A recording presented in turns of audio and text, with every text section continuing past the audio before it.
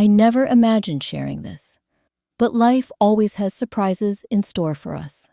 My name is Elise, and I'm 44 years old. I've been a single mother for a long time, raising my son alone. His name is Lenny, and he's now 22 years old. We've always been close, navigating the ups and downs of life together. One evening, something unexpected happened. Lenny looked exhausted and told me he wasn't well. He had been working hard and studying a lot. As he looked outside, something unexpected occurred. I told him he could lie down on my bed if he wanted to rest.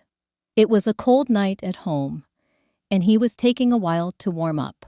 So, I covered him with a thick blanket. At first, it seemed normal, like a mother helping her son. But as I lay down beside him, I noticed him move closer. He must have been trying to warm up. I didn't pay much attention to it. But then he wrapped his arms around me, gently drawing me close, like he used to when he was younger. I was a bit surprised, but let it happen. He probably just needed comfort. I could sense his warmth against me, his steady breathing.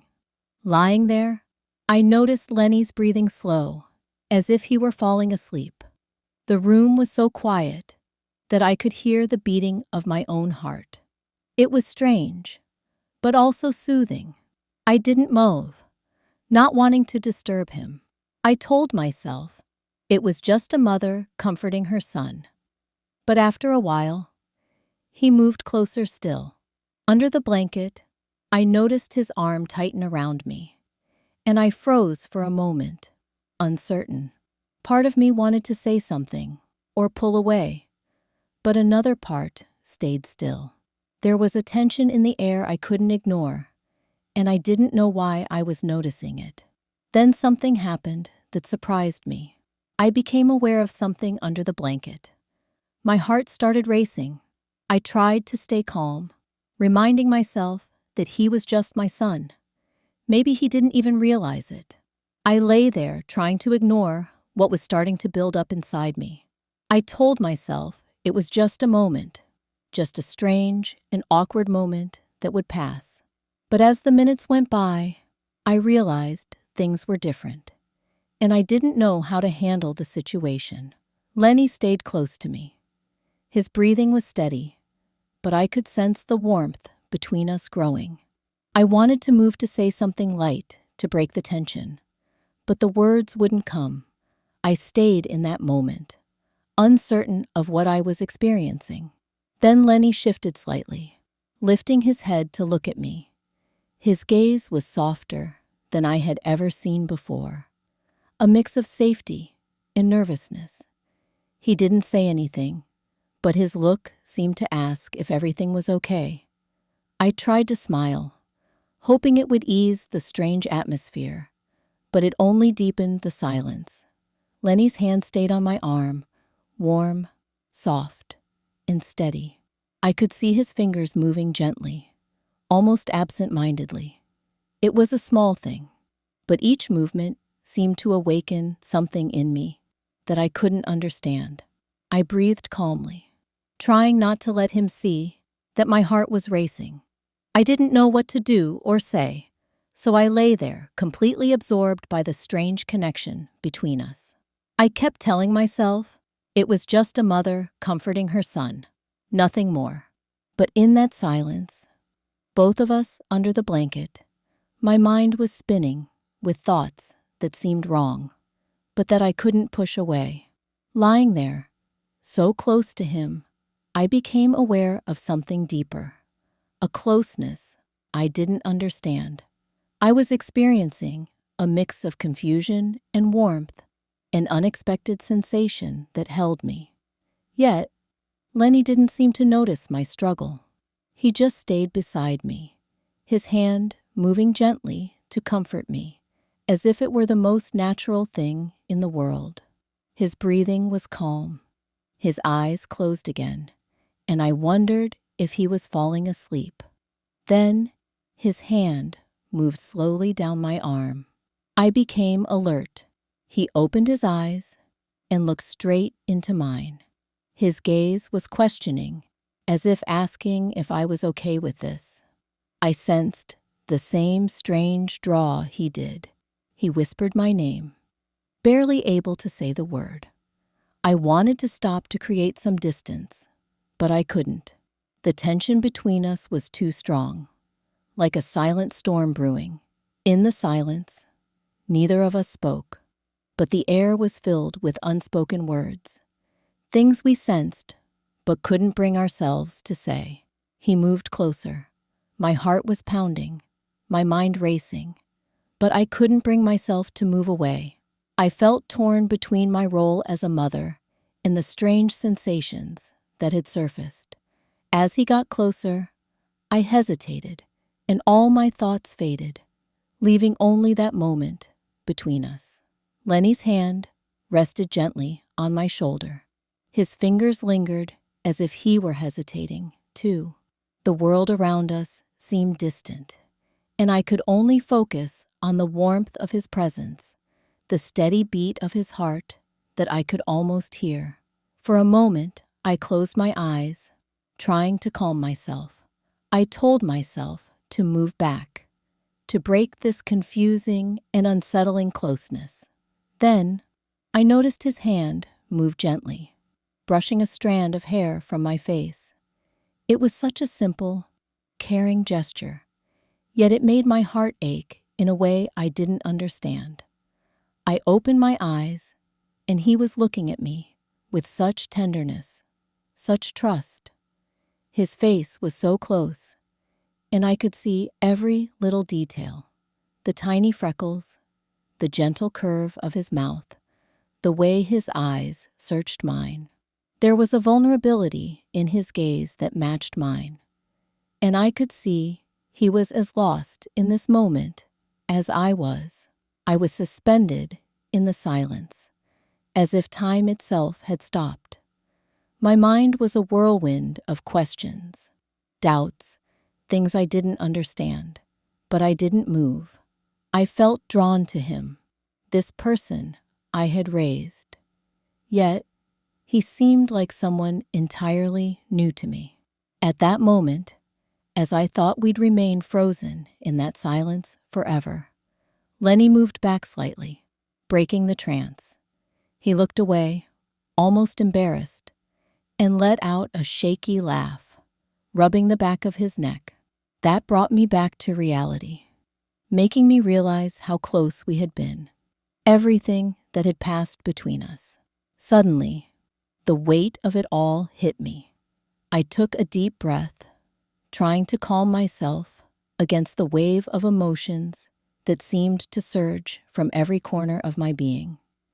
I desperately hoped he hadn't noticed the inner turmoil tormenting me. "Sorry, Mom," he said in a soft, hesitant voice, tinged with uncertainty. "I didn't mean to make things weird." He looked away, and for a moment, I saw a slight flush color his cheeks, a sign that he might be grappling with the same unease I was struggling to contain. I found myself frozen, wanting to comfort him, to tell him everything was okay, that this awkwardness didn't change anything between us. But the words wouldn't come. I seemed unable to break the silence. At that moment, I realized with striking clarity that I had never been so uncomfortable with my own son. Instinctively, I reached out and placed my hand gently on his shoulder, hoping the small gesture would bring him some comfort.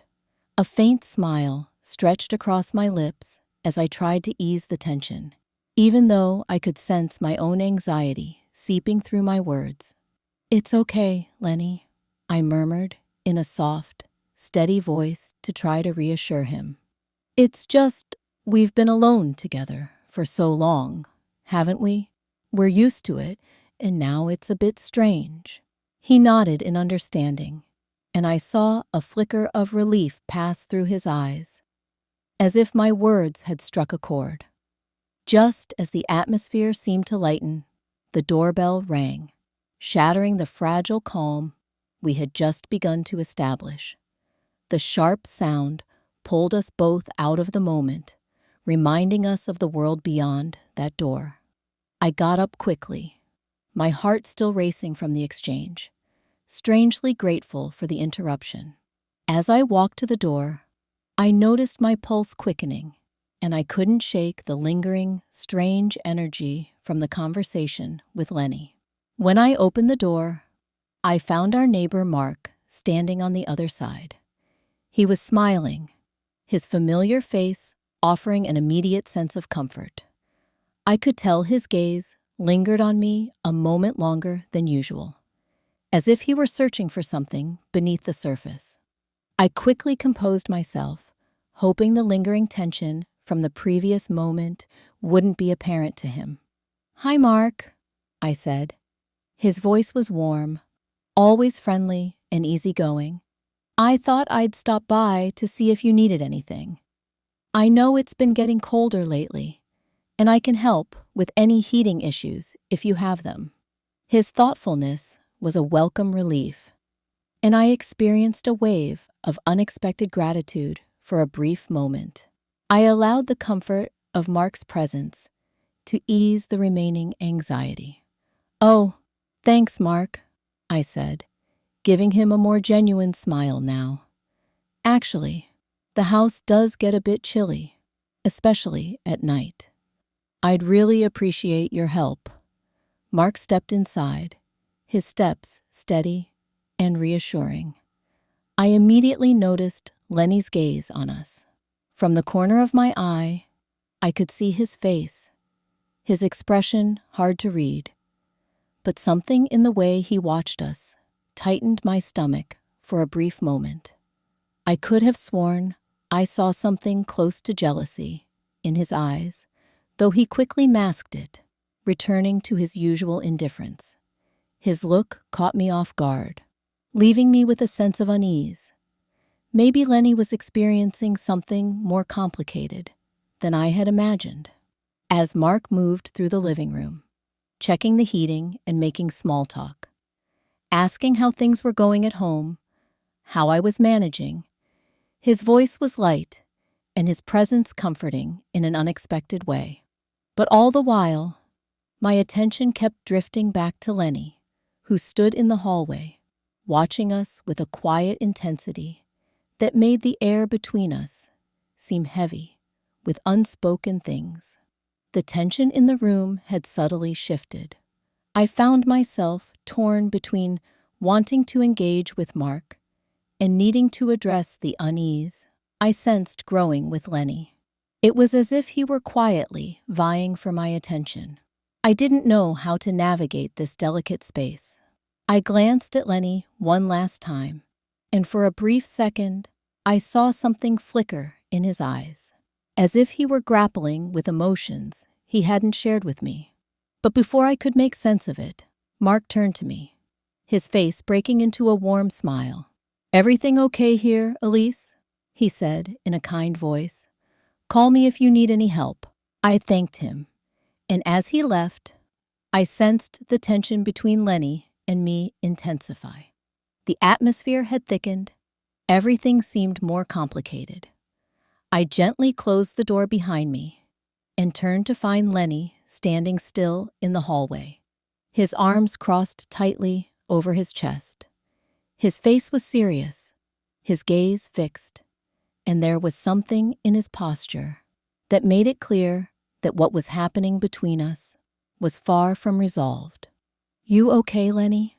I asked softly, trying to understand the distance that had suddenly formed between us.